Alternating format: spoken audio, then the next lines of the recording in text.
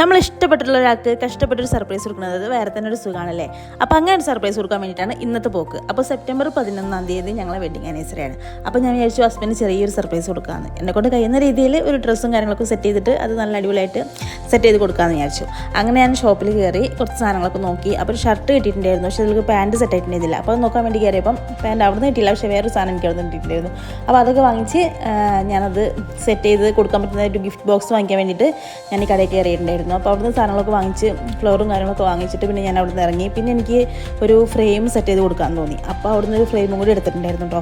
അങ്ങനെ ഞാൻ ആ ഫ്രെയിമും കൊണ്ട് പിന്നെ അത് ഫോട്ടോസും കാര്യങ്ങളൊക്കെ എഡിറ്റ് ചെയ്ത് സെറ്റാക്കാൻ വേണ്ടിയിട്ട് പോയി കാണും.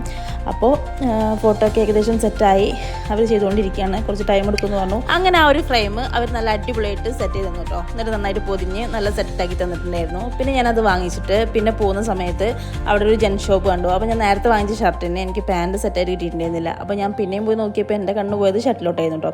അങ്ങനെ പിന്നെ ഞാൻ അവിടുന്ന് ഷർട്ട് എടുത്തില്ല. അപ്പോൾ എന്തൊക്കെയാണ് വാങ്ങിച്ചതെന്നും സർപ്രൈസൊക്കെ നമുക്ക് അടുത്ത വീഡിയോയിൽ കാണാം കേട്ടോ. അപ്പോൾ ഓക്കെ, ബൈ.